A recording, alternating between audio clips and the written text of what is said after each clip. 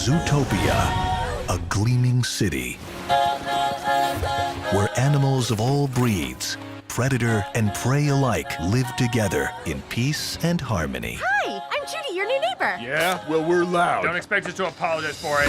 ZPD's first rabbit officer, Judy Hopps. You ready to make the world a better place? Welcome to What the Flick, everybody. We're all here. Ben, Alonzo, Christy, and Matt. Zootopia. Christy. Okay, so I can talk about this, but I can't give it a number because the screenwriter is a very, very close friend of ours who also happened to write Brothers Grimsby, strangely enough. Bill Johnston, you are versatile. So Zootopia, this takes place in this magical, animated, animal-packed land where everyone gets along. Predators and prey alike are buddies. They have reached a peace, and everyone gets along beautifully. Into this world enters a plucky little bunny rabbit named Judy Hopps, voiced by Ginnifer Goodwin. She wants to be a police officer. She doesn't want to work on the farm. She wants to do her own thing. She becomes the only rabbit police officer they've ever had in Zootopia. And her first big case she wants to investigate involves a fox named Nick Wilde, voiced by Jason Bateman. But they find that they're onto something much larger than they initially thought. Take a look. Hello?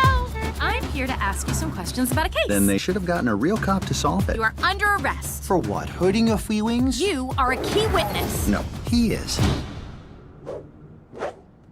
Hey, I need you to run a plate. All right, I know a guy. You need something done, he's on it. They're all sloths?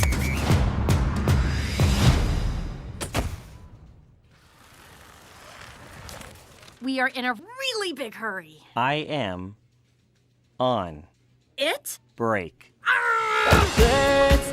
have 36 hours left. We can only solve it together. It's not about how badly you want something. It's about what you are capable of. I am a real cop. Never let them see that they get to you bunnies. So emotional. Life's a little bit messy. We all make mistakes. No matter what type of animal you are, change starts with you.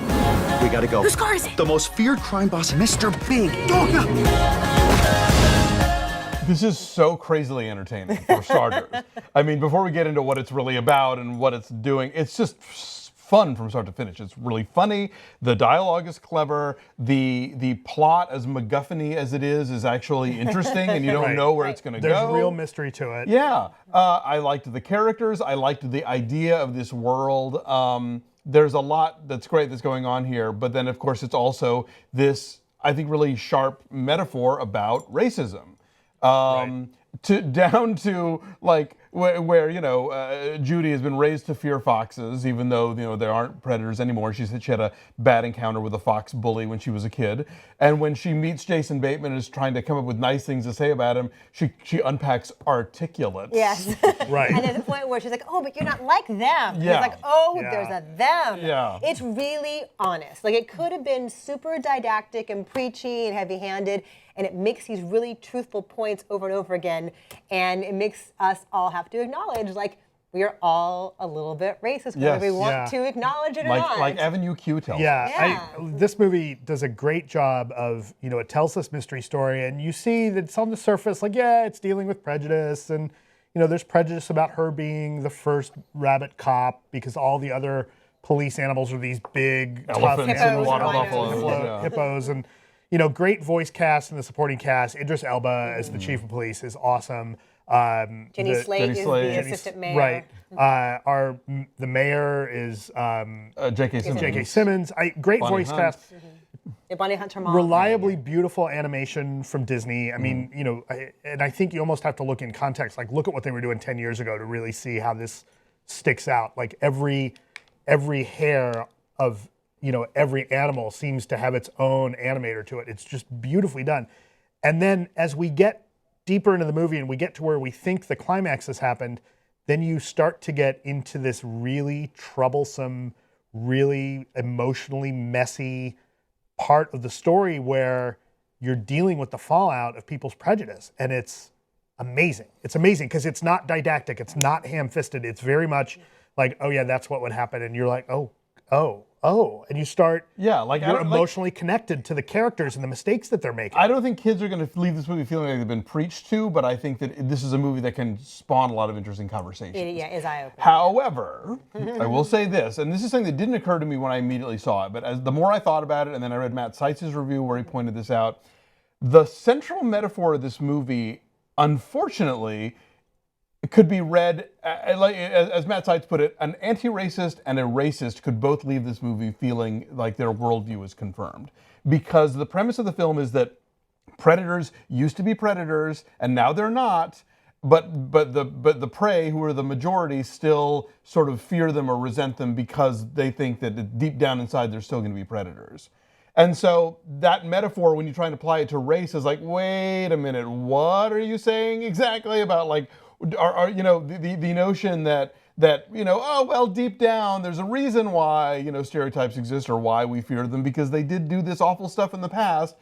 And like, if you try to apply that directly to the racial metaphor of the film, it's kind of like, oh, that's a problem. Or is it through the prism of how the prey expect predators will be? No, absolutely. Right? Look, I'm generally speaking, when I saw this movie, to me, it totally worked on the level that they wanted it to work at. Yeah, there's no question of what their desire was. Yes, right? But if you think about it more, there's a reading there that's not, that you don't have to dig too far to get to, that's a little iffy. Except that I think that reading bypasses, in my mind, where when the mystery gets solved, you see that it's not related to that.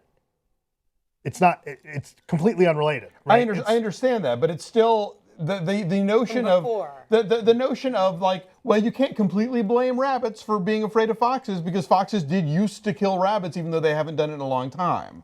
I'm not undercutting this movie, and I'm not saying don't go see it. I think it's great.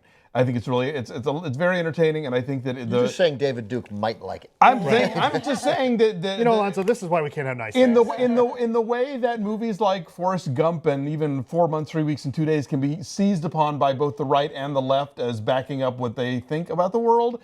I could see where there's a racist read of this film that's a little unsettling. Right, but those people are idiots. Well, of course they are, but I'm just saying it's there. They came into it as idiots. I'm saying those people could go watch London Has Fallen. The movie does not disenable them from that. I was going to say, if you're going to say one movie about xenophobia this weekend, make it Zootopia.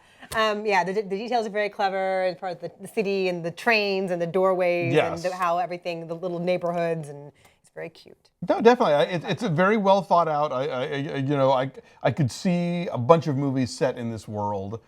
Because the world itself is so fascinating. And although, of course, they didn't record their stuff together because that's not how these things work, but I think Ginnifer Goodwin and Jason Bateman have pretty great chemistry. This is very much in Jason Bateman's wheelhouse. They never do them together? Like, is that almost very, never. Very infrequently, but these for sure I know were recorded separately. Yeah. So, but it's very much like his kind of, low-key, wisecracking characters. So, what are your numbers, fellas? I give it a 9.5. It's damn near perfect. I give it a 9. It's a terrific movie. I'm just saying, it's there if you want to look for it. Christy can't review it, and I didn't see it, but I'll give it the 9.3 that will not affect our average that I know Christy would like to give it. That's really kind of you. Thank you. We share here. So 9.3 is our number. And 99% on the tomato meter. Wow. Bye. Thanks. Bye.